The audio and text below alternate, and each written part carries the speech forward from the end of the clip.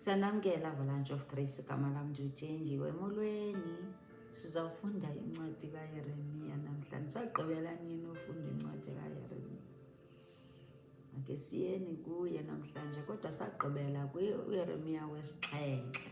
UYehova esithi kuYeremiya, the young prophet, the young weeping prophet, mayihambe uyoshumayela kwaba bantu etempileni, ingene phaa phakathi etempileni eyadini, ibaxelele into yokuthi bangagwagwisi ngokuba bahambe icawa, bahambe itempile, bahambe itempile kanti basekhonza izithixo.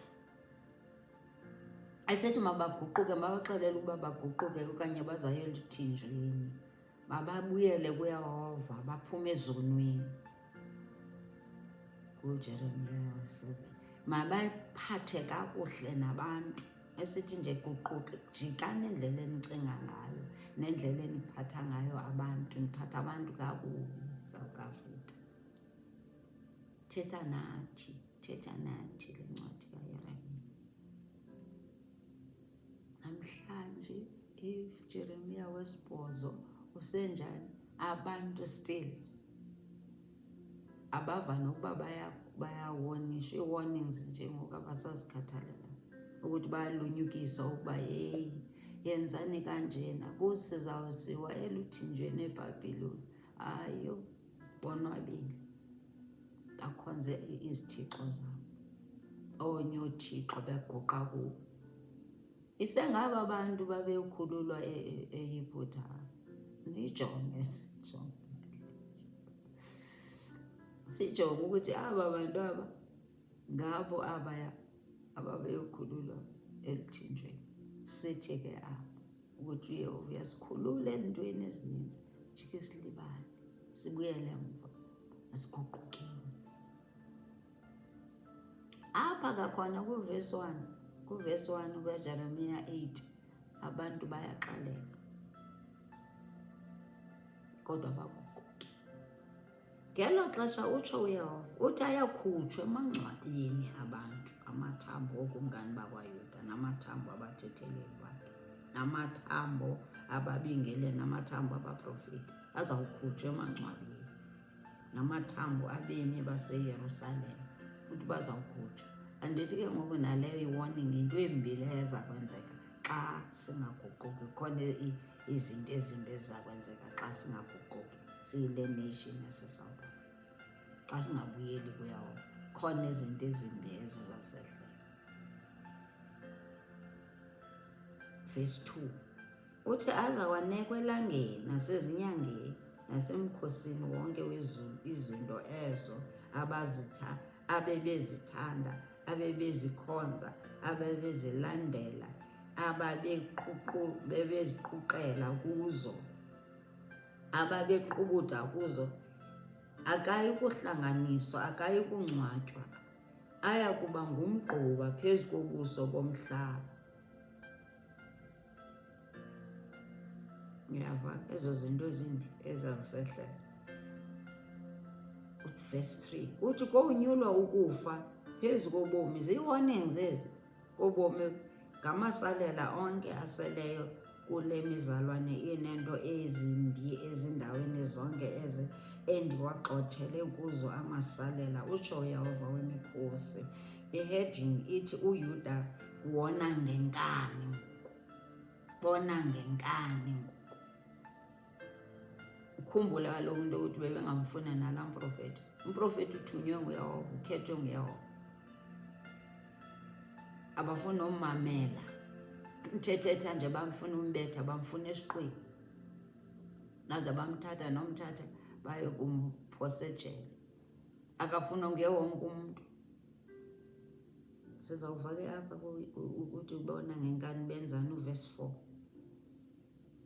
uthi uYehova yithi ke kubo, utsho uYehova, ukuthi bayakuwa bangavuki na, uyakuphamba angabuye na umntu. Wathi njena aba bantu kanti abaguquki na, abaguquki na, bazawuthi noba sebewile bangavuki na esonweni.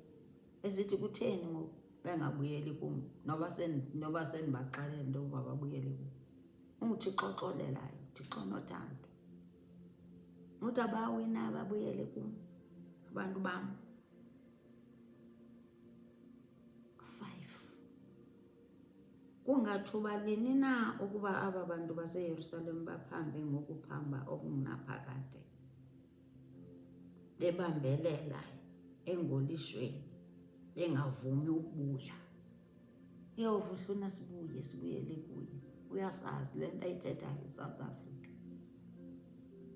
Nawe uzubize ufumane le video, ubize i-country yakho, ilizwe lakho. Ngoba ilizwi elikaThixo lithetha naye wonke umuntu, lithetha globally. Once alithumele ilizwi, ubolazi into yokuthi liza ebantwini, liza kuthi kanye. Singasithi ayisithi lithetha nabanye, lithetha nathi kanye South Africa. Uthi kutheni bangavumi ubuya? Kutheni bangavuye buyeli kum abantu bam? Verse 6. Ndabaza indlebe ndeva bathetha into engeyiyo. Akukho bani uzohlwayayo ngento zakhe ezimbi. Athi yintoni na le endiyenzileyo? Athi akho mntu ozihlwayayo ozibonayo ukuthi ndiyona. Othi hayi yintoni le ndiyenzileyo? Noko ayeke abe nentloni. Uthi hayi bona ngenkani ngoku. Bonke bephela babuyela ekugijimeni kwabo njengehashe lifunzela emfazweni. 7. Kanti nengwamza ezulwini iyawazi amaxesha ayo amisiweyo. Nehobe nentlankomo neendwe ziligcinile ixesha lokufika kwazo. Andithi zizilwana ezo, biza nezingwamza ukuthi nee-animals ziyalazi ixesha lazo lokubuya. Thina abantu bam bengabuyi kum? Jehova, thina iSouth Africa engabuyi kum? Ikhonza izithixo kangaka, ithakatha, ubugqwirha. Abawugqiba bahambe baye ecaweni. Yehova uyibonile loo.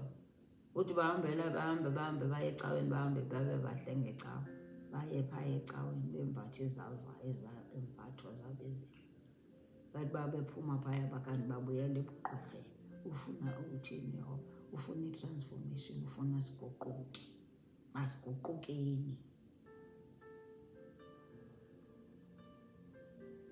Verse 8. Ningathini na ukuthi sizizilumko? Umyalelo kaYehova unathi.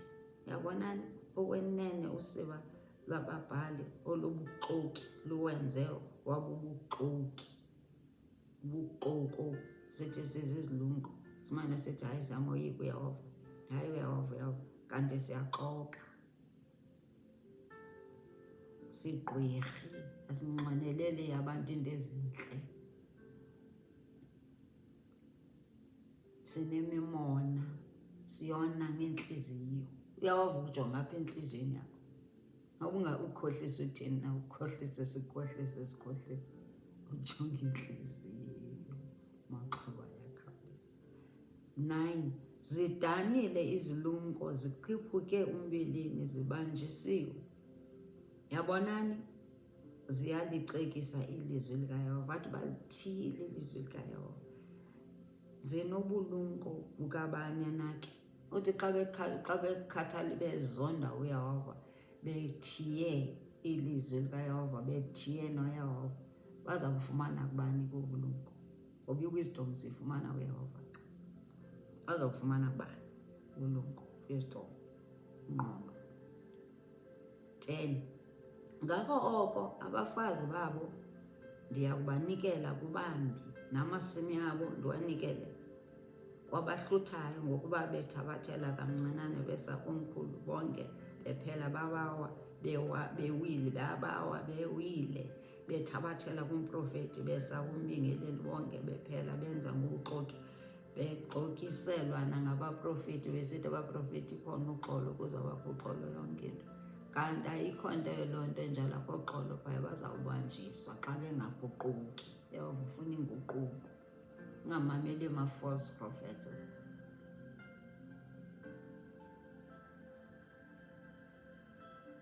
Verse 11. bakuphilisa kalula ukwaphuka kwentombi abantu bam besithi luxolo nantsi luxolo kungekho xolo. Those are false prophets esithi hayi kukuxolo, uyawova noxolo ngathi uyawova this and that. Kanti indaba abaxela abantu ukuthi sukani kwi-idols, sukani sanukhonza iinyoka, sanukhonza iinyoka, sanuhambe niyothatha izinto ezikhohlakeleyo zikaSathane nizisebenzisele kubumnyama. Sukani ebumnyameni, yisani ekukhanyeni kuYesu Kristu, guqukani. Xesha elikhoyo funa baxelelwe inyani abantu. Bayakudaniswa ngokuba benze amasikizi na, noko ke abadani nokudana, bakwazi nokuba neentloni yonke, abafuna uguquka. Akho ukufuna uguquka, akho peace next bar, ngoba konwabanga uyahova. Athi bayaqhubeka utsho Yehova, verse 13, ndiya kubatshayela, ndizabatshayela impela utsho Yehova, kungabikho zidiliya emidilini, bawusafara abantu. Ixesha likhoyo liyosafara, lisafare ngendlala. Indlala South Africa yenziwa ngantoni? Kuzoba sathi silima nje izinto zibonakala, sithi sisebenza imali ayibonakala, kanti yenziwa yintoni? Asikhonzi uYehova ophilileyo. Ungabikho makhiwane emikhiwaneni, igqabi liyakubuna, ndisuke ndimise abo baya kugqitha phezu kwabo. Athi uzozisa ezinye izizwe sithi take off iSouth Africa, in our own country zibe prosperous, ngoba ngantoni? Sikhonza uYehova ophilayo. Thina sisukile kuyo, asiguqukeni South Africa. Verse 14, sihlaleleni na, sihlanganisene, singene emizini enqatyisiweyo sitshabalale khona, ngokuba uYehova uThixo wethu uza kusitshabalalisa, asize inyongo, ngokuba sonile kuYehova. Sihlalelani singaguquki. 15, besimthembe uxolo, akwabikho nto ilungileyo, besithembe ixesha lokuphiliswa, nanko ikukudandatheka.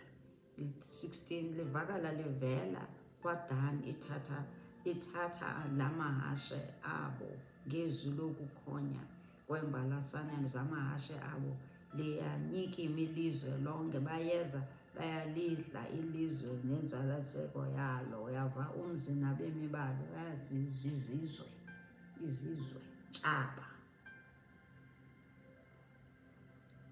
are taking over. 17, ngokuba yabonani ndithumela phakathi kwenu iinyoka, amarhamba angenakukhafulwa, anilume, utsho Yehova. Ngenxa yantoni? Asiguquki. Zininzi ezazithumela amarhamba, iinyoka asilume. Zibantwana babethu ngoku badle iinyawo, badle ii-drugs, benze ntoni? Ngantoni? Kungoba thina senzeni? Sikude kunoYehova. Iyekile ngokuthi nje ilizwe lethu liphatheke kanje. Bona ilizwe lethu linje, intlephele ilizwe lethu, South Africa intle, kodwa ijonge ngoku istate sayo, imdaka ilizwe lethu.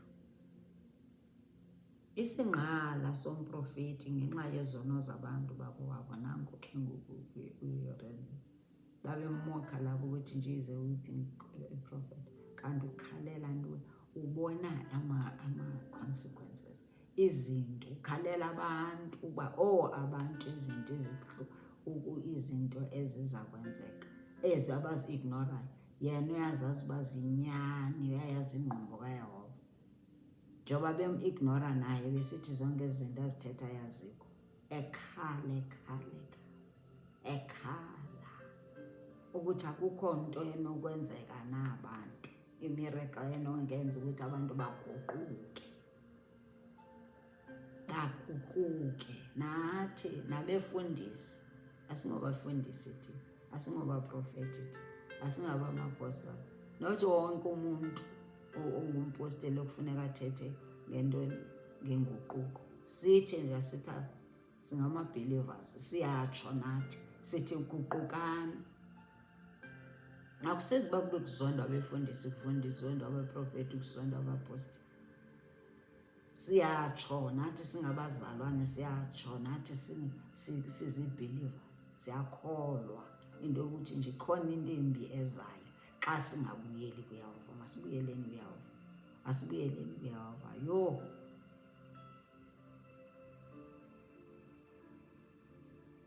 verse 18 umprofeti nasi singqala sakhe uthi, uyephi na umthuthuzeli wami esingqaleni?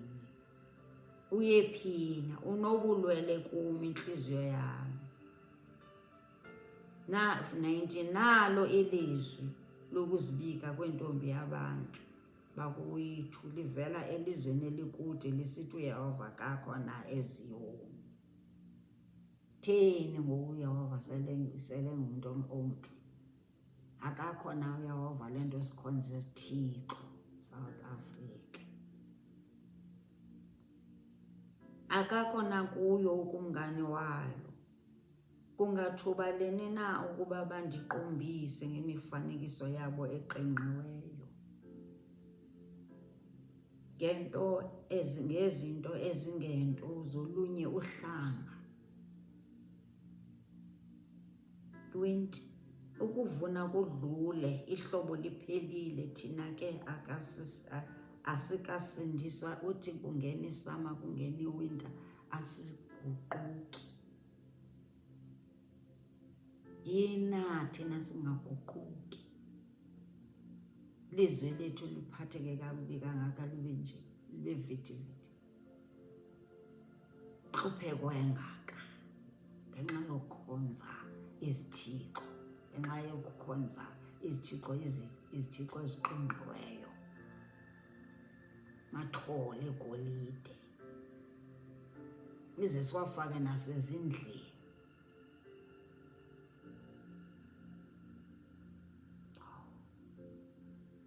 Yakhala umprofeti, yakhala noYehova, akathandi ngabantwana bakhe. 21 Ngenxa yokwaphuka kwentombi abantu bakuwethu ndaphukile, ndinezimnyama, uzila nokutya, ndinezimnyama nokuzila. Umprofeti uYeremiya, wenjani? Unjani? Khala imini nobusuku, ungayibona picture yakhe, ungahleka kanti ayihlekisi, ngoba sikuleyo mathanga, sikulo maxesha nathi. Nathi siyakhala. Ndibanjiwe ukumangaliswa, verse 22.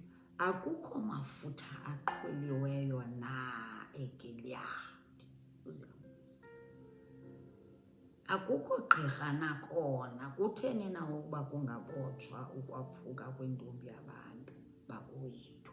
Uthi akukho na, uthi akukho na amafutha aqholiweyo eGiliyadi? Akukho gqirha nakhona.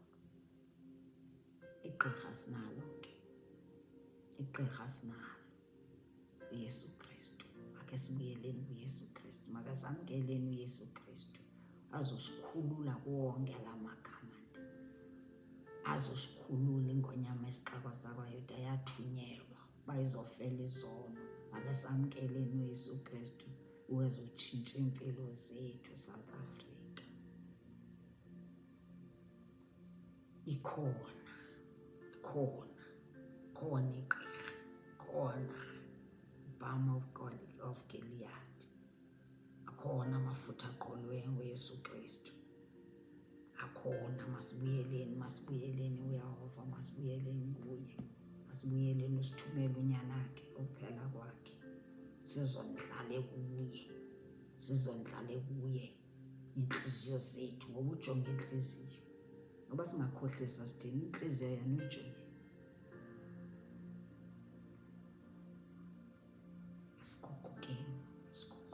Asiguqukeni nathi siyakhala, siyabona ukuba kukho into ezimbi ezizakwenza. Siyalibona ilizwe ukuthi nje kwenzeka ntoni. Sijongile eParliament singabazalwane, siyathandaza, sithandazela ilizwe lethu. Masiqhubekeni selithandazela ilizwe lethu.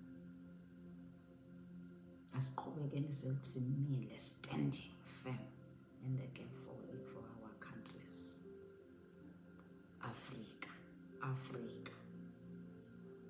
globally ke loo nto. Masamkeleni uYesu azoguqula iimpilo zethu, azoguqula ilizwe lethu. Akuzophuma ii-idols, ukuphuma izithixo, amathole egolide. Khona uYesu Kristu. God bless you. God bless you. Masihambiseni ilizwi, masihambiseni, masishumayeleni, masiqhubekeni nge-witnessing. Alela abantu ngoYesu Kristu. God bless you as we do that. Keep occupying. Kulo nyaka noba udibana naye emoyeni umntu uthi uyamazi uYesu Kristu uyakuthandana, uminvite uthi makaze ecaweni. Ngaloo ndlela you are occupying big time.